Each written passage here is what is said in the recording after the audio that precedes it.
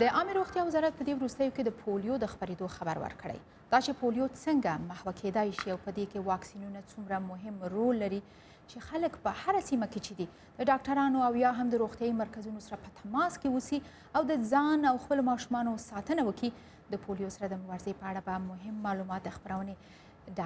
ډاکټر صاحب سید علم شینواري سره موږ خبرې وکړو دوی به تاسو ته مهم جزئیات شریکي په خیر راغلی ډاکټر صاحب ستړي مشئ د هر ځل په شان بیا هم د زړه له کومې تر ټولو اول تاسو نه مننه کوم ستاسو د بلنه خوشحاله اوسئ که اول د پولیو د واکسین په اړه یو څه ووایاست ارزښت یې په خاصه توګه د کورنیو دپاره په څه شي دی مننه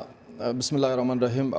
د سلامونو په وړاندې کولو سره باید ووایم پولیو داسې یوه ناروغي ده چې هغه علاج نه لري او د دې نه یوازینۍ لاره د خلاصون چې دغه واکسین دی نو چې کله پولیو وایو نو لومړنۍ کلمه چې زموږ ذهن ته راځي هغه باید د واکسین کلمه وي ځکه چې پولیو یوه وژونکې ناروغي ده یوه ناروغي ده چې انسان د فلجېدو سره مخ کوي یعنې د یو انسان ژوند تباه کوي او یوازینۍ لاره د خلاصون ترېنه همدغه واکسین دی نو د واکسین هغه اهمیت په همدې کې دی چې همدغه واکسین دی چې انسانان حتی د ټول عمر دپاره د دغه میکروب څخه په امان کې ساتي ډېر اعلی ډاکټر صاحب تاسو هم پې ټینګار کوئ هغه د ارزښتونه مو هم په ډاګه کړه او په پرمختللو هیوادونو کې یا د ودې په لور هیوادونو کې دا واکسینونه وړیا هم دي خو بیا هم ځینې کورنۍ ولې ورسره مخالفت کوي دا داسې یوه ستونزه ده چې واقعا د دې لامل ګرځېدلې ده چې دغه وایروس تر اوسه پورې د دنیا په ګوټ ګوټ کې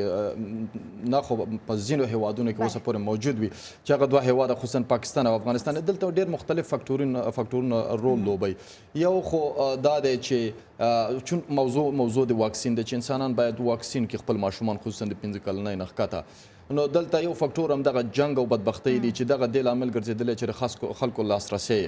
کم کړی دی واکسین ته او بل پکې په زموږ سیمو کې خصوصا په افغانستان کې او پاکستان کې په هغې سیمو کې یوه غټه ستونزه دغه منفي تبلیغات دي کلتوري او مذهبي بڼه چې خلک ورته ورکوي دغه یوه غټه ستونزه ده او بل تر ټولو مهمه موضوع دا ده د خلکو هغه د پوهاوي کچه خلک د واکسین په اړه باندې دومره معلومات نه لري نه پوهېږي چې واکسین څه شی دی واکسین څه شي دپاره استعمالیږي واکسین د څه شي نه جوړیږي او د دې ګټې به څه وي د خلکو کله چې د مرض نوم واخلي نو خلک په دې ګمان وي چې مرض ډاکټر دواخانه بس دوا او دا چې د وقایې برخه او یا دا چې واکسین په دې کې څومره رول لوبولی شي دې موضوع ته د خلکو پام نه وي نو دغه خلکو د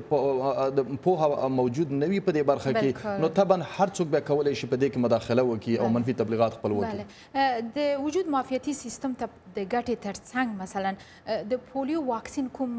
جانبي اغیز هم په وجود باندې درلودلی شي وګورئ واکسینونه چې کله جوړیږي په ټولیزه توګه باندې دا ډېر مسؤونه جوړیږي او دا پس له ډېرو څېړنو پس له ډېرو تجاربو نه دا بازار ته وړاندې کیږي نړۍ ته نو دا په عمومي توګه باندې باید ویو چې دا تقریبا واکسینونه ټول مسؤونه وي او عوارض جانبي لکه نور طبي تداویانې چې عملي کیږي یا درمل چې تطبیق کیږي خلکو ته هغه هم جانبي عوارض لري او دا هم چون یوه طبي مداخله ده دا هم عوارض جانبي لري ولې د نورو درملو په پرتله باندې د دې عوارض جانبي ډېر خفیف وي ډېر عادي او یعنی په ډېر نادره حالاتو کې یا هم په میلیونونو مثلا په 2.7 میلیون کسانو کې یو کس داسې یو مشکل سره پېښ شوی چې هغه ناروغه شوی و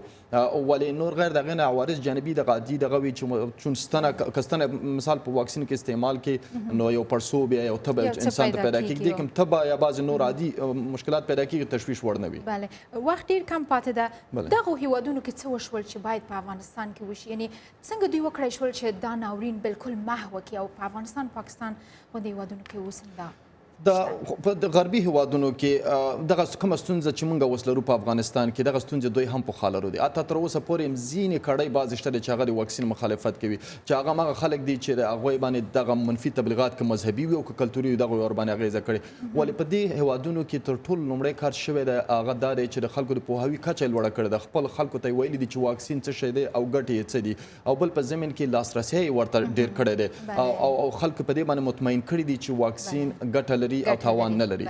ډیره زیاته مننه کوو تاسو نه کور مو ودان قدرمنو لیدونکو تاسو واورېدل چې ډاکټر صاحب په کوم اړخ او یا هیڅ شي پورې اړه نه لري یوازې تاسو ته وایي چې خپلو ماشومانو ته تاسو واکسین ورکړئ ګټه یې زیاته ده